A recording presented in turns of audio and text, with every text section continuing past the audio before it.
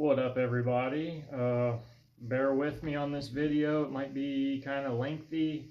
We got a lot of different little topics to talk about.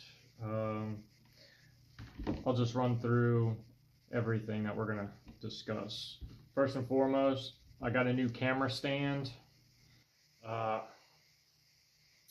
talk about that here in a second. Next thing on the list, we got a new custom-made battery box. Now, I'll go into more detail on this and why I needed one. And also, I spent a long time last night kind of drawing up our afterburner fuel system and some afterburner designs. I'll go into further detail what's going on here. So that's really the stuff that we're going to cover in this video. So first and foremost, the new camera stand. As you guys are sitting now, my phone case has like a little kickstand on it, and I pop that out. I try to set the phone up wherever I can to try to get some cool videos. Sometimes it's just me holding the video, so you don't have to see this beautiful mug. But to make some of these videos more interesting, I'd like to be able to set the camera up hands-free. And one of the last videos I made, I think I was sitting in the go-kart and I had the phone kind of propped up on top of the tonneau cover on the truck, but the camera kept wanting to fall over right in the middle of my videos, and it was getting kind of aggravating. So we got a new stand. Now, this is from a company called Kart. So you guys can see that. And I'll probably have to edit the video. It's probably all backwards. It was about $20 or so on the old Amazon, next day shipping. And what's really cool, these legs are actually like flexible. So let's say you got like a flagpole or something on it, you can like wrap these legs around the pole and position the camera any way you need it. They all come apart like so. It is telescoping. Boop. That's handy. Comes with a little Bluetooth remote. It clips in here so you don't lose it. I got it out because I'm using it right now. And let's see, so the actual part where you put your phone into, spring loaded, so I can pop the phone in there. It'll hold it nice and snug. You can rotate this 360. This is all flexible, and what was really neat, you can actually pop this off. Maybe I had it off earlier. Oh, I think it's got to be a certain way. You can pop that off, stick your phone in there, just pull the jaws apart, and this has its own little kickstand, which I'm not going to really need, but all for 20 bucks. So if you need a cheap, nifty, versatile little camera stand, I'd recommend getting this little guy. It's only 20 bucks. Anywho, let me stop this video and I'll get the camera, my phone, hooked up on this and give it a whirl. Alright, got the phone up on the new camera stand. Seems to be working pretty good. So the next topic of discussion is the battery box. The other day I went to take the battery out of the go-kart and to recharge it, and come to find out it was actually pretty much fully charged, which was nice. But when I was taking the battery out of the go-kart, I noticed it was really held in with just like 2 pieces of 3M double-sided tape and a questionable zip tie. And I got thinking to myself, probably not going to pass any sort of track inspection if and when that time comes. So I got shopping around And I found a company on eBay called FOZ Racing, and they will make you a custom battery box. So it's all made out of aluminum and it's TIG welded. And all you have to do is just provide them with the dimensions that you need. And they do offer other battery boxes, prefabbed for certain batteries. Just look around on their shop and see what they have. They didn't exactly have what I was looking for. Most of them were made out of like prefab steel. So I've ended up having to either powder coat that or paint it to keep it from rusting. But they also made these in aluminum. And so I took some quick measurements. I sent over those measurements, and within a week, they had me a nice box, and it's got a nice little rubber strap, keeps that battery nice and tight in there. Now, one thing I would recommend if you have them make you a custom battery box, when all they ask for is length, width, and height. When you do your height measurements, I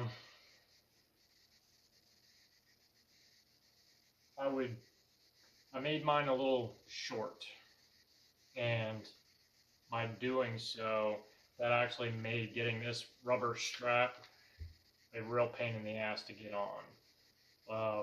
It's on there good and tight. I mean, she's not going anywhere. But if I were to do it again, I would probably give myself another ½ inch. So instead of like 3 inch, I think is what I asked for, I should have probably gone with like a 3 1/2. It'll make getting that strap on there a little easier, and it probably, the only thing I can foresee in the future is because there's so much pressure put on these little aluminum tabs, I'm worried that they might break off. If it does, I'll just order another one, and I'll keep in mind make the height about a ½ inch taller. But anyway, quality is good. It's great, actually.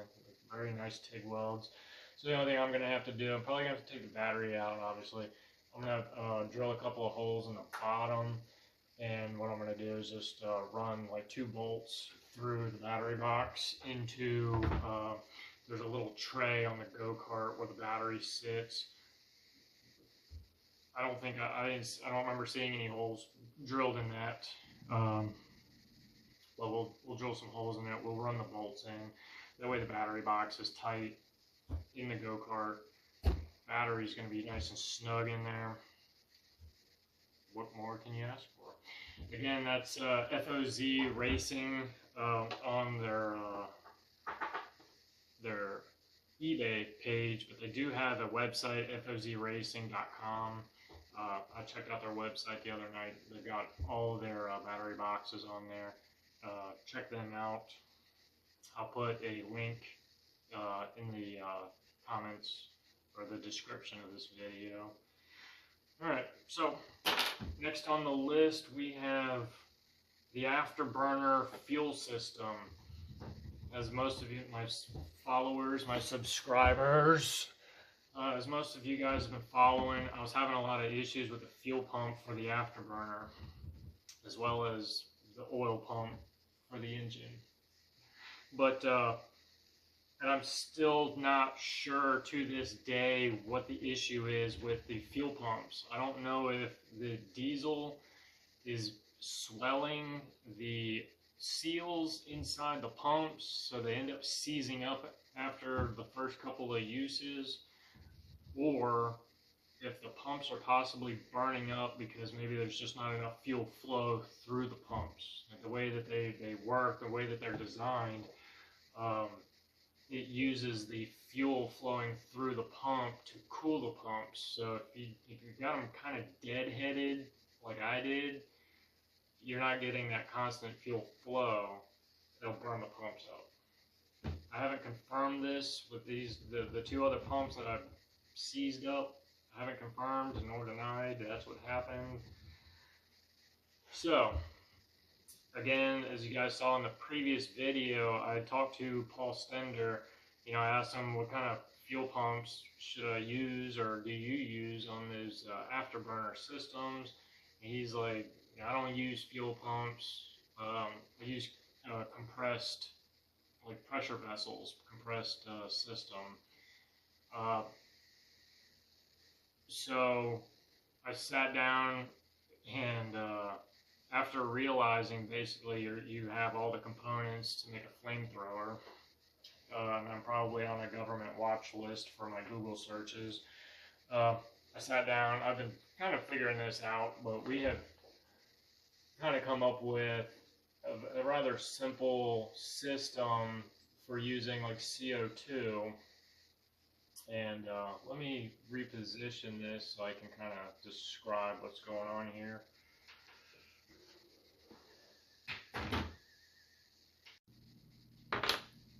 Alright, so we're going to start with our basic components. Going to be, we're going to use like a CO2 tank for like a paintball gun. We're going to have a pressurized fuel tank, like a little pressure vessel. We're looking at about a 3-gallon tank, because that's about as large a tank that I can fit in that little space that I have on the go-kart. So the issue is the CO2 is going to be around 800-ish psi, and the pressure vessel I plan on using for the go juice is probably no more than 200 psi. So I've got to regulate this 800 psi down to about 150 psi, and we're going to do that. I think some of these paintball tanks, most of the ones that use like HPA, like high pressure air, they already have a regulator on them, because I think HPA is almost like 3,000 psi or some craziness. But I'll have to check and see if the CO2 tanks also have these the pressure regulators already installed on the tanks. But if that's the case, then I can take the 800 or so psi, I can regulate it down to the 150 that I need, and I don't have to have a separate pressure regulator in the system. We're going to need a ball valve so we can isolate the pressurized tank from the rest of the system, and it'll also allow me to refill the tank after the pressure is bled out of the system.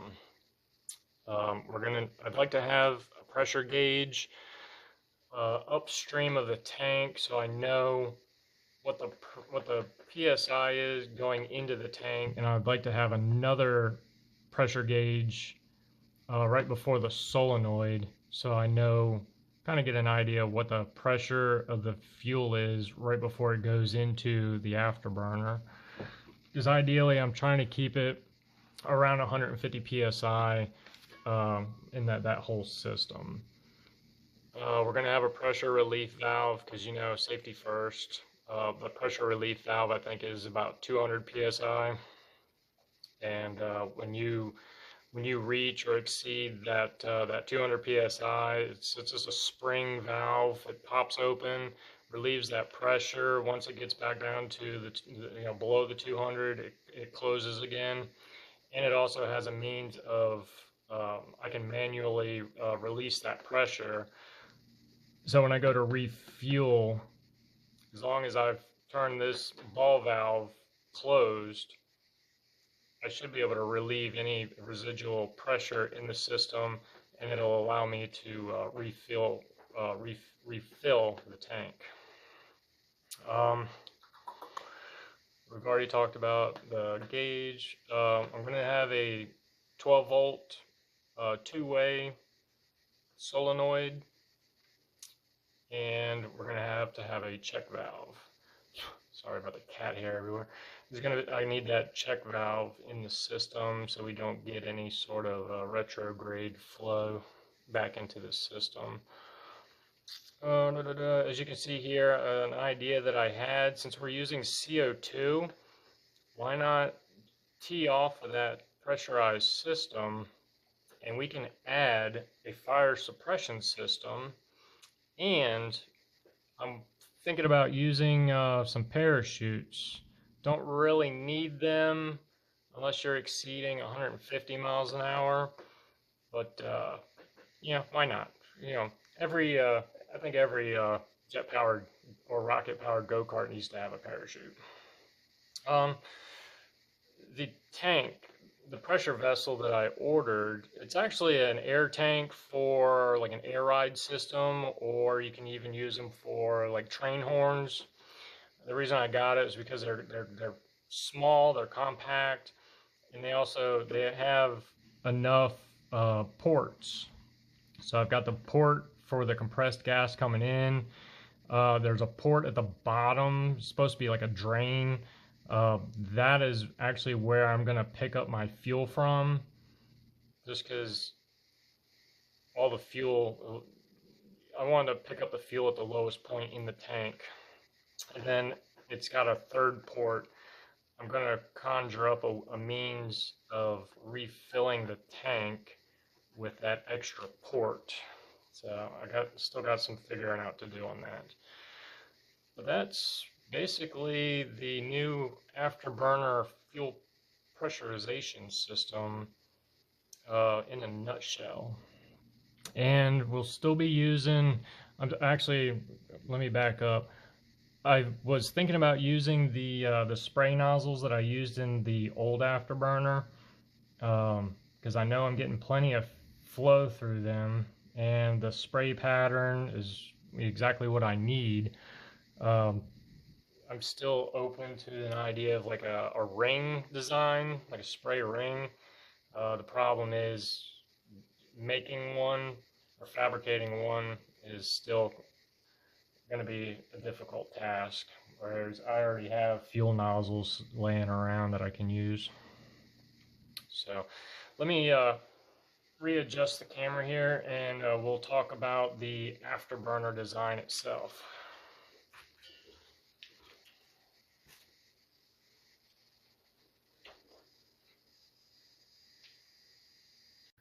All right, so my crude little drawing with my dry erase pen that was drying out on me. So what we have here is we got the engine and the little exhaust nozzle coming out of the engine, and I'm thinking about just using that existing nozzle. And what I need to do is actually, I believe the exit diameter on the existing nozzle is about 3 inches. We're gonna have to trim back on that, open that up to about 5. So there's about 7 inches coming out of the engine, and we'll bring it down to about 5 inches. And now what I've got to do is gather the materials to make the casing, the outer casing, which is going to be about 8-inch diameter. And that way I can just weld the outer casing to that existing nozzle.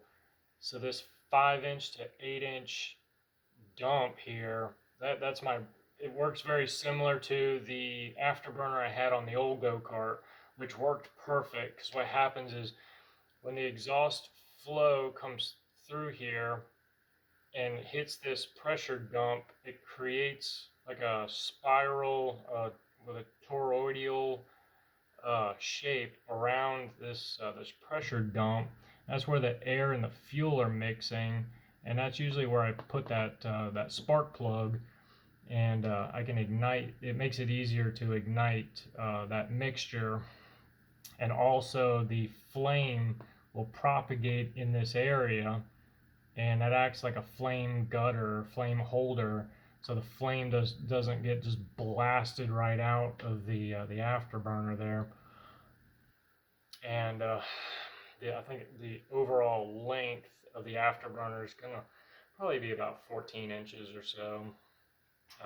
Obviously, the longer you make it, the more fuel is mixed with the air and burned inside the afterburner. The shorter you make this, the more flame you'll have coming out the back end, but that's lost potential thrust. And I will have to open up this exhaust nozzle coming out of the afterburner because you don't want too much back pressure inside that afterburner because that slows down the airflow coming out of the turbine, and too much back pressure causes a lot of excess heat on that turbine wheel. And as some of you already know, the turbine wheel on that engine is already pretty ate up. She doesn't have a whole lot of life left in her, so we got to try to be careful to avoid any hot starts or any excessive temperatures, and try not to burn that turbine wheel up, or it's going to be a very long time before we can find another replacement. But that's so something I want to add that's different than the old afterburner. This is very similar to the afterburner I had on the old go-kart. But what I'm going to do different is I'm actually going to add a liner to the inside of the main casing. And all it is it's basically just a tube with a bunch of holes drilled in it. And I'm thinking I could probably get away with using like perforated stainless steel.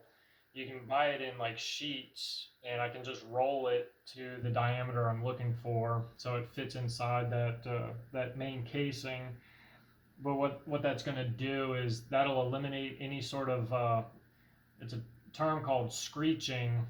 When you light that afterburner, if you look in some of my earlier videos, or the earlier tests of the afterburner for the old go-kart, you can hear that squeal, that screech that it starts to do. And what that is that is an instability in the combustion inside the afterburner, and it's creating, like, you can hear it at different frequencies, and that's creating that can cause early fatigue of the afterburner.